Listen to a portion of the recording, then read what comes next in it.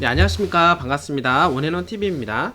대표이사와 함께하는 성경 이야기 속으로, 자, 오늘은 여러분들하고 아마겟돈 전쟁에 대해서 한번 알아보도록 하겠습니다. 지난 시간에 14만 4천인에 대해서 알아보게 되었는데요. 그만큼이나 많은 사람들한테 관심의 대상이기도 하죠. 이 아마겟돈 전쟁에 대해서 성경에서는 무엇이라고 하는지 여러분들하고 자세하게 한번 알아볼 수 있는 시간을 가져보도록 하겠습니다. 일단은 이런 어떤 5가지 주제를 통해서 한번 알아볼 텐데요.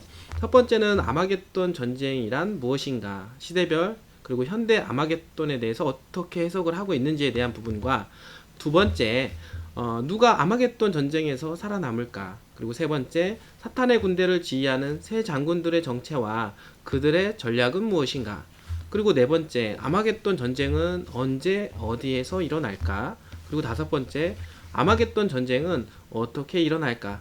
그 성경에서 요한계시록에 나와 있는 유브라데 강물이 마른다라는 의미와 동방에서 오는 왕들의 정체가 무엇일까, 이 부분에 대해서 한번 알아보도록 하겠습니다. 첫 번째로 아마겟돈 전쟁이란 무엇일까요? 시대별 현대 아마겟돈에 대해서 해석하는 부분들이 많이 틀린데요. 아마겟돈 전쟁이란 요한계시록 16장 14절에 이렇게 말이 나옵니다.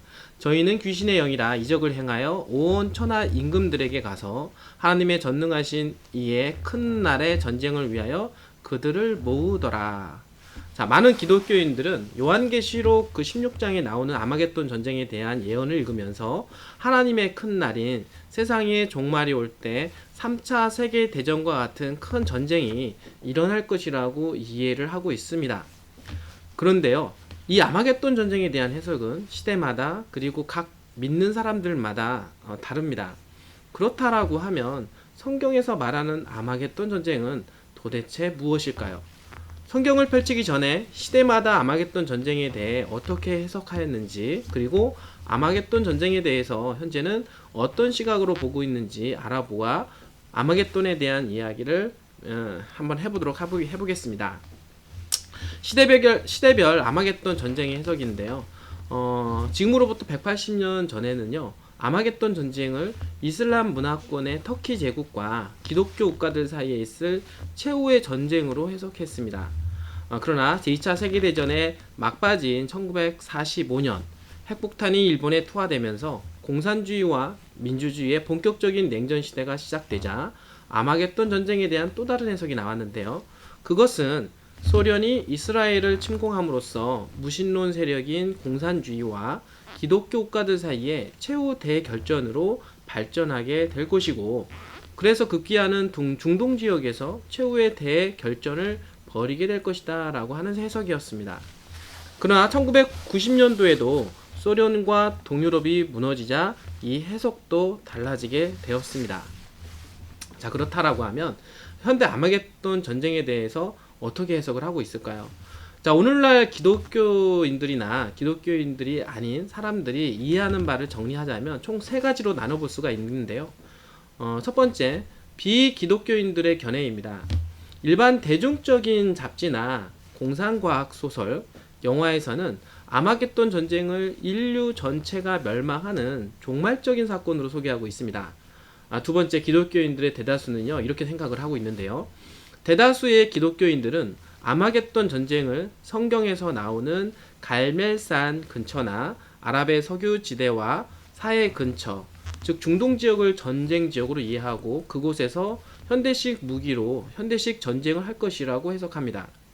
그곳에 러시아의 남진 세력과 아프리카의 북진 세력, 그리고 서쪽에서 몰려오는 유럽과 미국의 군사력, 동쪽에서 오는 2억을 넘는 중국의 군사력이 인류의 최후의 날에 대결할 것이라고 이해합니다. 그래서 수많은 기독교인들이 중동 지역에 고조되고 있는 정치적인 긴장과 군사적인 충돌에 관심을 아주 집중하고 있는 것이죠.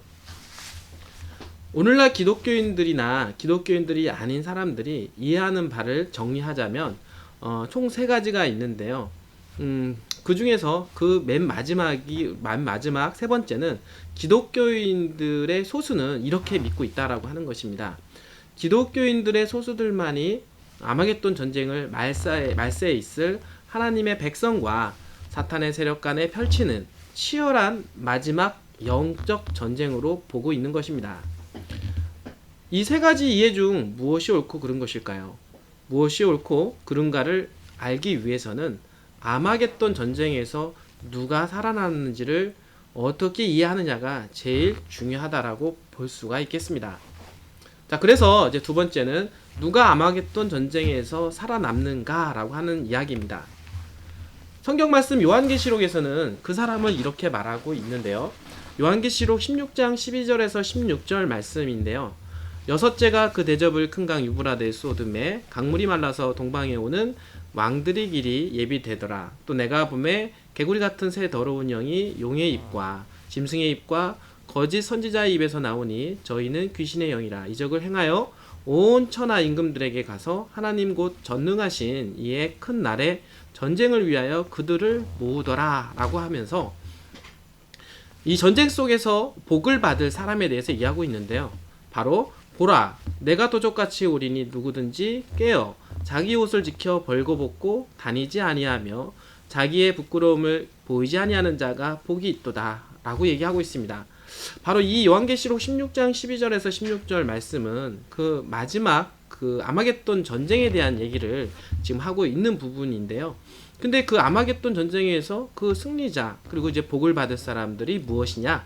바로 흰옷을 입고 부끄러움을 보이지 아니하는 자다라고 얘기하고 있습니다. 이 요한계시록 성경 말씀에서는 아마겟돈 전쟁에서 살아남을 사람들의 특징이 잘 나와 있는데요. 누구든지 깨어 자기 옷을 지켜 벌거벗고 다니지 아니하며 자기의 부끄러움을 보이지 아니하는 자가 복이 있다라고 말씀을 하고 있네요. 성경 말씀 요한계시록에서는 아마겟돈 전쟁 최후의 승리자는 바로 옷을 입고 다니는 자들로 소개하고 있다라고 하는 것입니다. 아마겟돈 전쟁과 옷이 무슨 관계가 있을까요?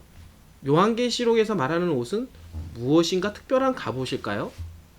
자, 성경은 옷에 대해서 이렇게 말하고 있는데요. 요한계시록 19장 7절에서 8절 말씀입니다. 기뻐하고 즐거워하라. 그분께 영광을 돌리세. 이는 어린 양의 혼인식이 다가왔고 그 아내도 자신을 예비하였습니다. 그에게 허락하사 정결하고 흰 세마포를 입게 하였은즉 이 세마포는 성도들의 의라 라고 하고 있습니다. 자, 성경에서 말하는 옷은 그냥 우리가 일상생활에서 입는 옷이 아닙니다. 그것은 의로움을 의미하고 있는 것입니다. 이사야 성경 말씀에서는 우리의 의는 다 더러운 옷과 같다라고 말을 하였는데요. 이 말은 인간의 의가 더러운 옷과 같다라고 말한 것입니다.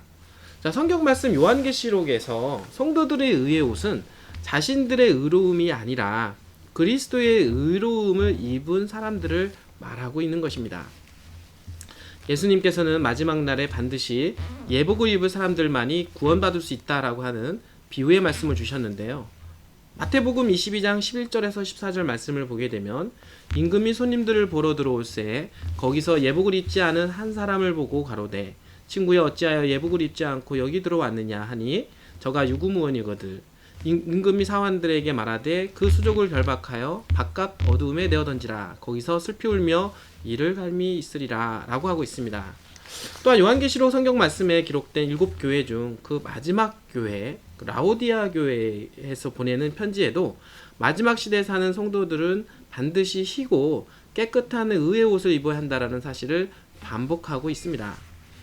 계시록 3장 18절 내가 너를 권하노니 내게서 흰옷을 사서 입어 벌거벗은 수치를 보이지 않게 하고.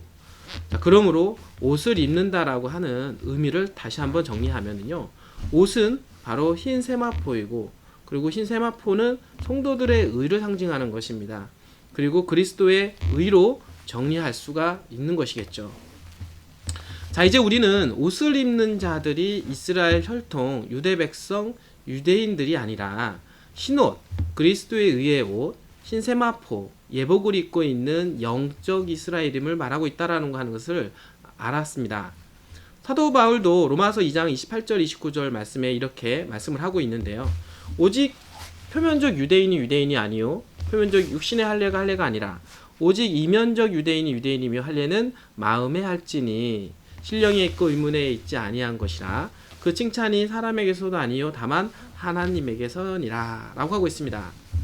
누구든지 예수 그리스도의 십자가를 온 마음과 생애로 받아들여서 회개하고 새롭게 거듭난 마음을 가지고 하나님의 진리와 계명에 순종하는 의로운 생애를 사는 사람들은 국가와 민족, 혈통과 관계없이 아마겟돈 최후의 승리자가 될 수 있는 것입니다.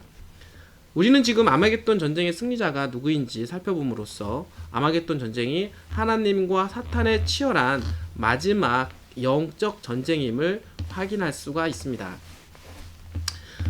세 번째, 사탄들의 군대 새 더러운 영들은 과연 누구일까요? 요한계시록 16장 13절 또 내가 보매 개구리 같은 새 더러운 영이 용의 입과 짐승의 입과 거짓 선지자의 입에서 나오니 라고 하고 있습니다. 요한계시록 16장 13절은 전능하신 하나님을 대적하는 사탄의 장군들에 대해 묘사하기를 개구리 같은 새 더러운 영이라고 말을 하고 있습니다. 이들은 누구이며 어떻게 하나님을 대적할까요? 내가 보매 개구리 같은 새 더러운 영이 용의 입과 짐승의 입과 거짓 선지자 입에서 나오니 저희는 귀신의 영이라 라고 기록된 성경 말씀을 통해 알 수 있듯이 개구리 같은 새 영들의 정체는 귀신의 영들이며 그 각자의 이름은 용, 짐승, 거짓 선지자입니다. 새 더러운 영들이 하나님과 싸우는 전략에 대해서 한번 알아볼 텐데요. 계시를 보고 있는 사도 요한은 새 장군들, 즉 용과 짐승과 거짓 선지자가 아마겟돈 전쟁에서의 승리를 위해 사람들을 속이면서 자기 편으로 끌어들이는데 그 전략은 바로 이적을 행하여 온 천하 임금들에게 가서 하나님 곧 전능하신 이의 큰 날의 전쟁을 위하여 그들을 모으더라 라고 말씀을 하고 있습니다. 바로 그 이적을 행하여 사람들과 온 천하 임금들을 자신의 편으로 만들고 있다라고 하는 것이죠. 또한 사도 요한은 새 더러운 영이 개구리 같다라고 했습니다. 개구리는 혀로 먹이를 잡아먹듯이 이 새 더러운 영들도 혀를 사용한 거짓 가르침으로 사람들을 속여 사탄의 먹이로 만드는 것을 상징하고 있는 것입니다. 새 더러운 영들과 이적과 함께 거짓 가르침으로 사람들을 기만하여 마지막 때를 위해 사람들을 준비하지 못하게 하며 아마겟돈 전쟁에서 사람들이 하나님을 대항하여 전쟁하도록 만들고 있는 것입니다. 새 더러운 영의 정체는 무엇일까요? 종교적인 세력입니다. 확실한 것은 이들은 총과 미사일을 사용하는 군대가 아니라고 하는 것입니다. 왜냐하면요, 이적은 초자연적인 현상으로 종교적인 영역에서 가능한 것이기 때문입니다. 새 더러운 영들 중에 하나가 거짓 선지자라고 표현된 것을 보아도 새 더러운 영들인 용과 짐승과 거짓 선지자는 하나님을 믿는다고 공언하는 기독교뿐만 아니라 뉴에이지나 강신술과 같은 이방 종교를 포함한 종교적 세력임은 틀림이 없는 것이죠. 서로 다른 종교들이 사탄이 베푸는 놀라운 기적을 통하여 하나의 세력으로 연합하게 될 것입니다. 자, 네 번째, 그 아마겟돈 전쟁은 언제 일어날까요? 자, 아마겟돈 전쟁이 언제 일어나는지 알기 위해서는 요한계시록에 예언된 마지막 사건들의 순서를 알면 아마겟돈 전쟁의 전과 후에 일어날 일들과 그 전쟁의 배경에 관해 알 수가 있는데요. 요한계시록에서 예언하고 있는 마지막 날 사건들의 순서는 다음과 같습니다. 첫 번째, 짐승의 표 환란이 있고, 두 번째, 은혜의 시간에 끝이 납니다. 그리고 세 번째, 7재앙이 있는데 아마겟돈 전쟁은 그 7재앙에서 6번째 재앙에 등장하게 되는 것이죠. 이 사실을 기억하면서 요한계시록 마지막 날 사건들에 대해서 알아보도록 하겠습니다.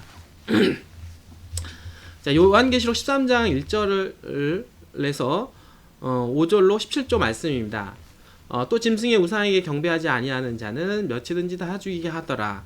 저가 모든 자 곧 작은 자나 큰 자나 부자나 빈궁한 자나 자유한 자나 종들로 그 오른손이나 이마에 표를 받게 하고 누구든지 이 표를 가진 자 외에는 매매를 못하게 하니.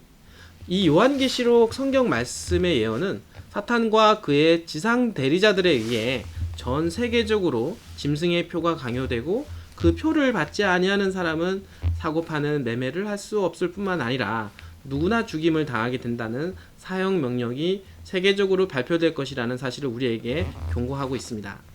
짐승의 표를 받는 사람과 받지 않은 사람, 이렇게 온 세계가 둘로 나누어지는 배경에는 특이하게도 누구를 경배할 것인가 라고 하는 이슈입니다. 경배라는 단어에는 종교에게서만 사용되는 말이므로 짐승의 표를 받는 사람이나 받지 않는 사람 모두 기독교인들임을 알 수가 있습니다. 다시 말하자면 양쪽 다 기독교인들이 중심 세력으로 이루어지는데, 한 무리는 하나님의 참 백성으로 짐승의 표를 거절하며, 또 다른 무리는 거짓 기독교인들과 이방 종교 그리고 세상 사람들의 연합으로 이루어지게 될 것입니다. 잠깐만요. 어떻게 이방 종교와 거짓 기독교인들과 믿지 않는 세상 사람들이 연합을 한다는 것이죠? 이 질문에 대해서 요한계시록 성경 말씀은 이렇게 답하고 있습니다.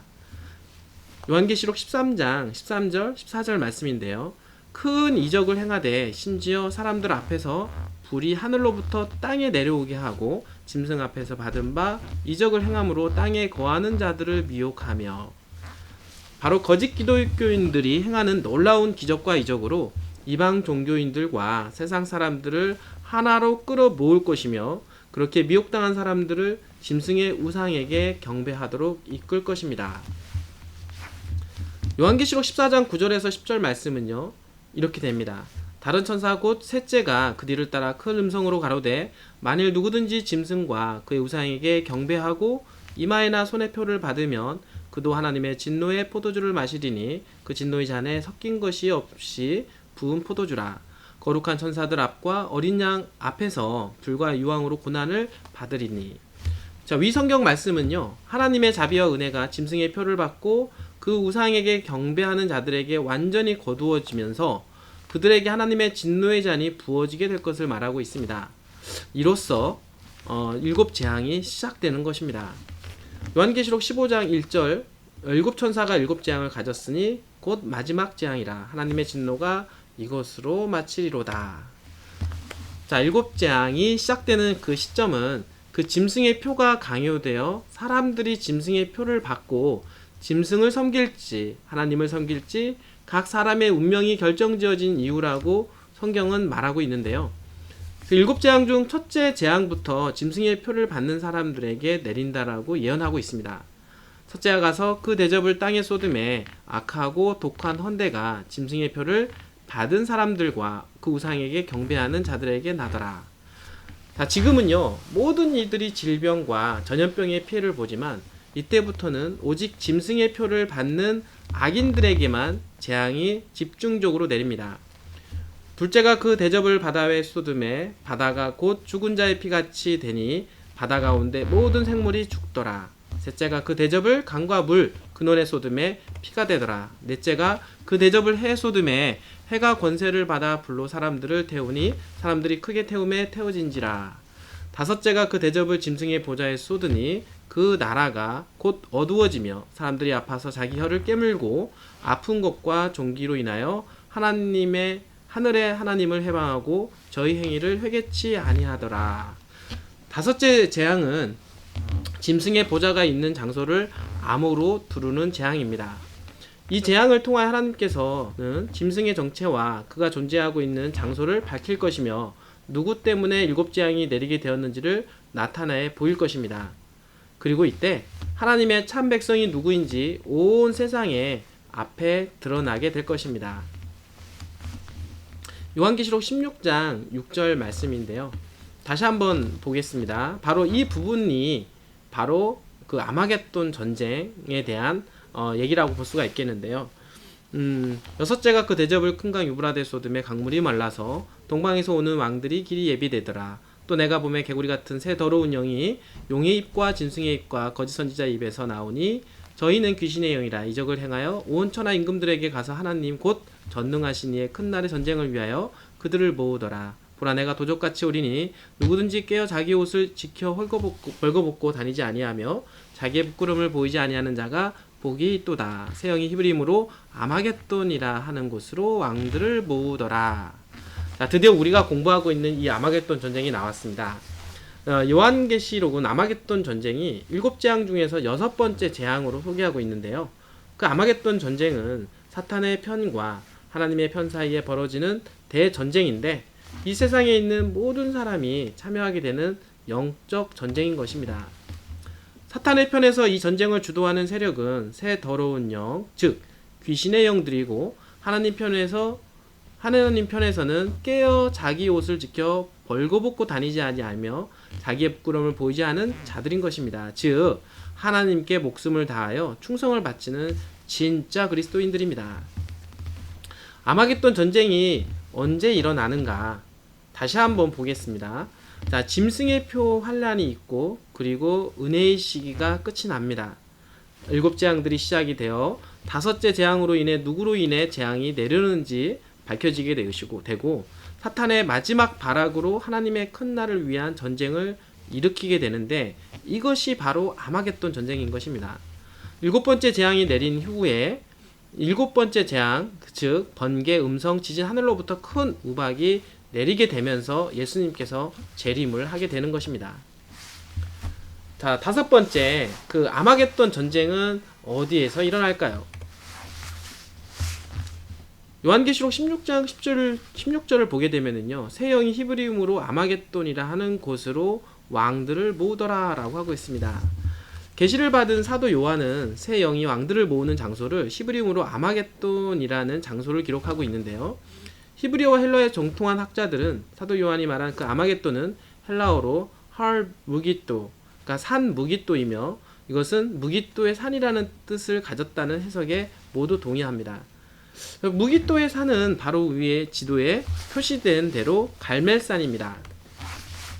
아마겟돈 전쟁이 실제적인 전투를 말하는 것이 아니라 하나님의 백성과 사탄의 편에서 영적 전쟁인 것처럼 이곳에서 실제적인 전쟁이 일어나는 것은 아닙니다. 혹여 이곳에서 온 세상의 군대가 모여 마지막 전투를 하는 것이 성경적 가르침일지라도 그곳에 모여서 전투를 하는 것은 불가능합니다. 그 이유는 갈멜산 아래에 있는 평야는 너무 협소한 곳이기 때문이죠. 그렇다면 사도 요한이 아마겟돈이라는 말을 언급한 이유가 무엇일까요? 그 이유는 구약시대에 갈멜산에 있었던 선지자 엘리야와 바알신의 거짓 선지자들 사이에 있었던 투쟁을 통하여 아마겟돈 전쟁을 묘사하기 원했기 때문입니다.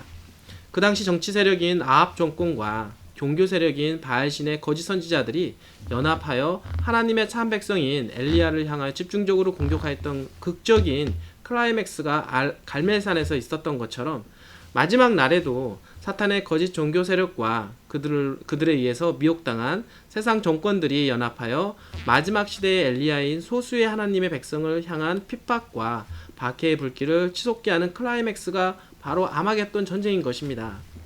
이 마지막 투쟁의 결과 갈멜산 위에서 바알의 거짓 선지자들의 기만이 온 백성과 왕에게 폭로되어 죽임을 당했던 것처럼 아마겟돈 전쟁에서도 용과 짐승과 거짓 선지자들의 기만적인 정체가 폭로되고 모든 사람들의 지지가 끊기고 그들은 죽음을 맞이하게 되는 것입니다.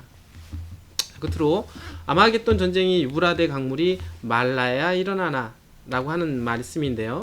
이 말씀 또한 16절 12절에 요한계시록 또 6째가 그 대접을 큰 강 유브라데에 쏟음에 강물이 말라서 동방에서 오는 왕들이 길이 예비되더라 라고 하고 있는데요. 갈멜산에서 온 세상의 군대가 전쟁을 치르기 위해서 하나님께서 유브라데 강물을 말라 그곳을 건너가게끔 역사하신다는 예언의 말씀일까요? 요한계시록 16장 12절에 유브라데 강물이 마른다라고 하는 것은 실제가 아니라 상징일 수밖에 없습니다. 그 이유는요, 유브라데 강이 마르기만 기다려야만 오늘날 현대식 장비를 갖추고 있는 군대가 지날 수 있을 만큼 넓고 깊은 강이 아니기 때문이죠.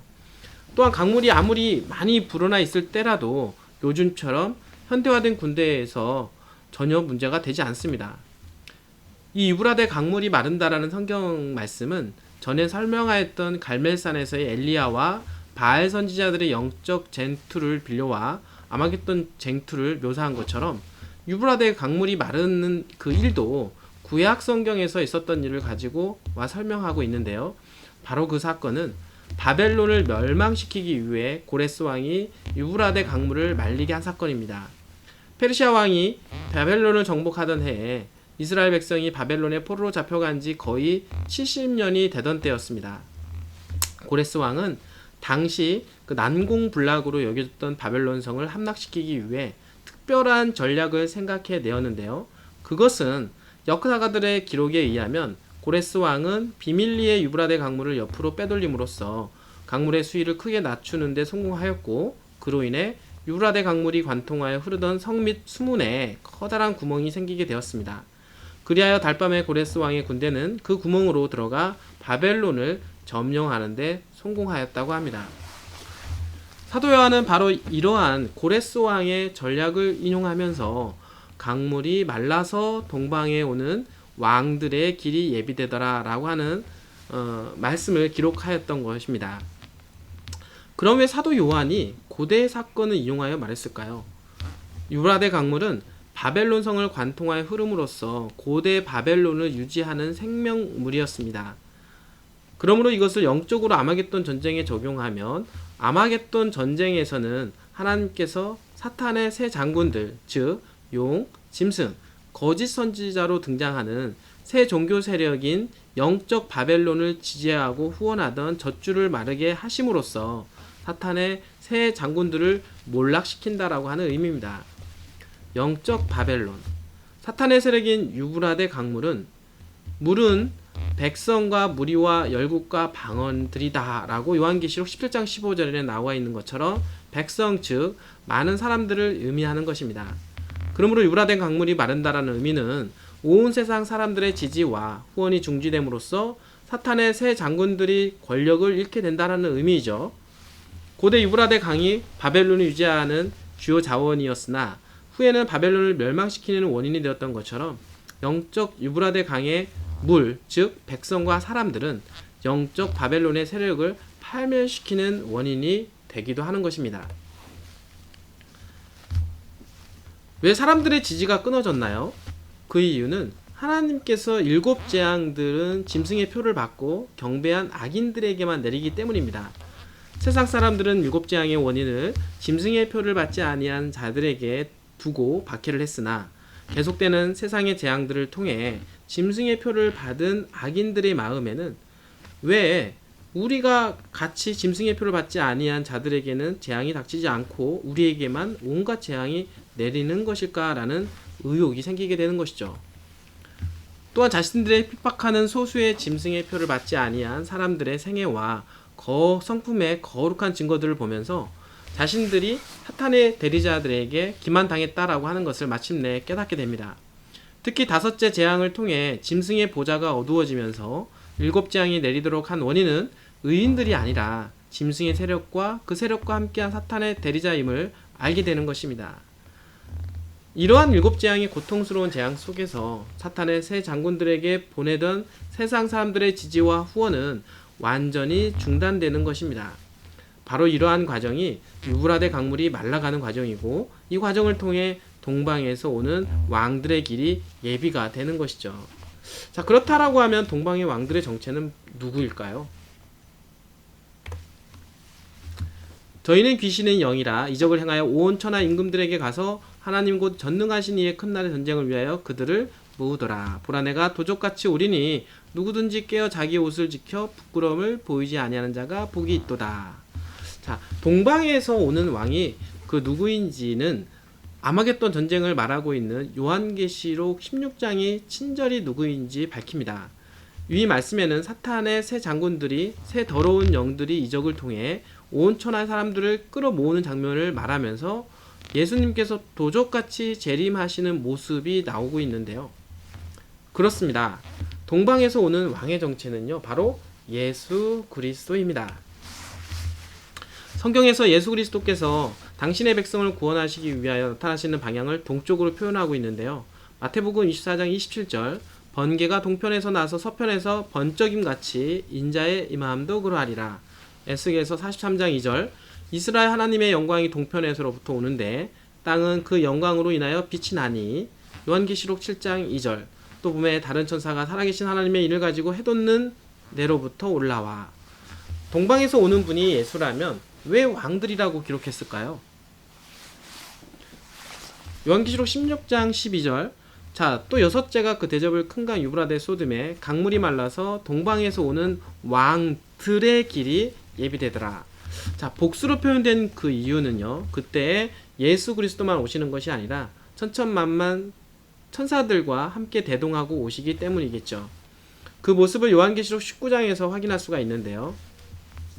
요한계시록 19장에는 동방의 왕들이 오는 모습이 하늘에 있는 군대들이 오는 모습으로 묘사되어 있습니다. 하늘에 있는 군대들이 희고 깨끗한 세마포를 입고 백마를 타고 그를 따르더라. 그 옷과 그 다리에 이름 쓰인 것이 있으니 만안의 왕이요 만주의 주라 하였더라. 자, 계속해서 이어지는 장면에는요, 예수께서 천만 천사 대군과 함께 재강림하시면서 아마겟돈 전쟁의 전범들을 체포하여 심판하시는 모습이 바로 나오고 있는데요. 요한계시록 19장 20절 21절 말씀입니다. 짐승이 잡히고 그 앞에서 이적을 행하던 거짓 선지자도 함께 잡혔으니 이는 짐승의 표를 받고 그의 우상에게 경배하던 자들을 이적으로 미혹하던 자다. 말탄 자의 입으로 나오는 검의 죽음에 모든 새가 그 고기로 배불리우더라. 자, 지금까지 우리는 아마겟돈 전쟁은 실제적인 전쟁이 아니라 하나님의 백성과 사탄의 대리자들 사이에 있을 최후의 영적인 전쟁이라는 것을 배웠는데요. 성경은 말세에 민족이 민족을, 나라가 나라를 대적하여 일어나는 전쟁들이 있을 것을 예언하고 있습니다. 그러므로 중동에서 3차 세계대전이 시작될 수 있습니다. 그러나 우리가 기억해야 할 것은 그것이 성경이 예언한 아마겟돈 전쟁이 아니라는 것입니다. 자, 아마겟돈 전쟁은 3차 세계대전보다 훨씬 더 무섭고 두려운 전쟁일 것입니다. 하나님의 백성과 사탄의 대리자들 사이에 일어나는 영적인 전쟁은 우리의 목숨뿐만 아니라 영원한 생명까지 담보로 하는 전쟁이죠. 과연 누가 사탄의 기만을 분별하고 끝까지 하나님의 백성으로 설 수 있을까요? 우리는 아마겟돈 전쟁에서 승리하는 길은 예수 그리스도의 의의 옷을 입는 것이라는 것을 배웠습니다. 자신이 죽고 마음속에 예수님께서 온전히 임재하는 경험을 매일 하는 사람만이 아마겟돈 전쟁을 위해 준비하는 사람입니다. 사탄의 대리자들 이 마지막 시대에 사람들을 기만하여 아마겟돈 전쟁에서 사람들이 하나님을 대항하여 전쟁하도록 하고 있습니다. 두 무리가 갈라지고 있는데 서로 전쟁을 위하여 칼들을 갈고 있는 것입니다. 그러므로 누구나 자신에게 물어보아야 할 마지막 그 질문은 이것입니다. 그때 나는 과연 어느 무리에 속해 있을 것인가? 우리가 거짓 가르침에 속아 사탄의 편에 서길 힘쓰지 말고 예수님의 옷을 갑옷으로 입어 죄를 승리하고 예수님의 성품인 흰 세마포를 덧입어 아마겟돈 전쟁에서의 최후의 승리를 거두는 참된 백성이 되기를 간절히 기도합니다. 오늘 이렇게 끝까지 시청해주신 여러분들 진심으로 감사드립니다.